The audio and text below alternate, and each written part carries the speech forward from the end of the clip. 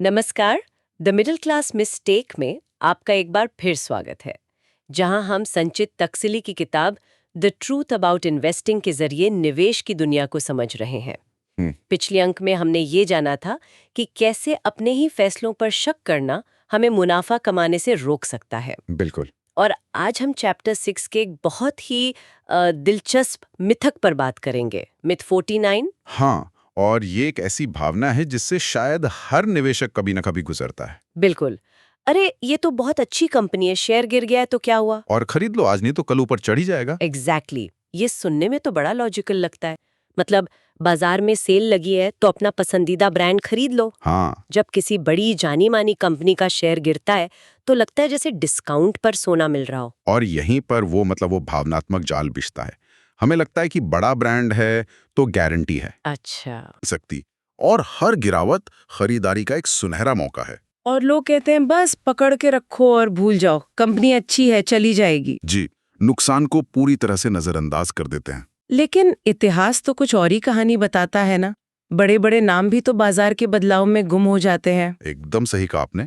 इसे ऐसे समझिए, साल 2007 में नोकिया मोबाइल फोन का बादशाह था। हाँ, सबके पास होता था। अगर तब उसके शेयर गिरते और कोई ये सोचकर खरीदता कि नोकिया तो नोकिया है, तो आज उसका पैसा कहाँ होता। सही बात है। कोडेक, किंगफिशर एयरलाइंस, इतिहास ऐसी कहानियों से भरा पड़ा है जहां ब्रांड की चमक कंपनी की असलियत को छिपा नहीं पाई। तो ये तो एक बहुत बड़ी दुविधा हो गई। एक तरफ बाय द डिप का मशहूर सिद्धांत है और दूसरी तरफ आप कह रहे हैं कि एक जाल हो सकता है। तो एक आम निवेशक इन दोनों में फर्क कैसे करे? कैसे पता चले कि ये गिरावट एक मौका है या खतरे की घंटी? बहुत अच्छा सवाल है। इसका जवाब है एक जासूस की तरह सोचना, एक फैन की तरह नहीं। जासूस की तरह। हाँ, आंख बंद करके खरीदारी करने के बजाय हमें कुछ ठोस सवाल पूछने चाहिए। सबसे पहला सवाल, ये शेयर गिर क्यों रहा है? ओके। क्या कंपनी ने कोई खराब तिमाही नतीजे दिए हैं जो शायद एक टेम्पररी प्रॉब्लम हो, या फिर कोई बुनियादी गड़बड़ है? मतलब सिर्फ कीमत नहीं, कीमत गिरने की कहानी को समझना है। बिल्कुल।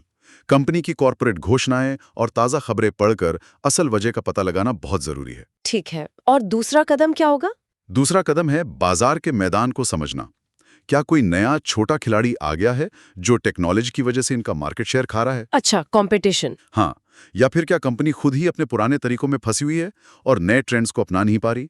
सिर्फ प्रतिस्पर्धा कह देना काफी नहीं, हमें देखना होगा कि चुनौती किस तरह की है। ठीक है, तो पहले वजह जानो, फिर चुनौती को पहचानो। इसके बाद देखिए कि इन चुनौतियों का कंपनी के कामकाज और मुनाफे पर असली असर क्या पड़ रहा है। क्या सेल्स सच में घट रही हैं?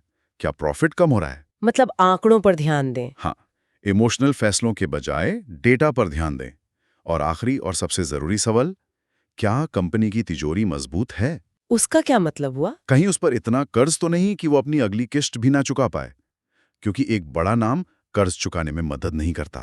वाह, ये तो निवेश को देखने का नजरिया ही बदल देता है। हाँ, तो आज की चर्चा का सार यह है कि किसी कंपनी का मशहूर नाम उसकी सफलता का बीमा नहीं है। जी ब्रांड की चमक में कंपनी की बैलेंस शीट की सच्चाई को नजरअंदाज नहीं करना चाहिए। बिल्कुल। और ये हमें हमारे अगले मिथक पर लाता है। मान लीजिए आपने ये गलती कर दी और अब आपके पास एक गिरता हुआ शेयर है। तब मन में अगला ख्याल आता है, बहुत अच्छी कंपनी है, थोड़ा और उठा लेते हैं, एवरेज हो जाएगा। हाँ, ये तो बहुत कॉमन है। इसे कहते हैं द गेम ऑफ एवरेजिंग। क्या ये एक समझदारी भरी रणनीति है या डूबते जहाज में और वजन डालना?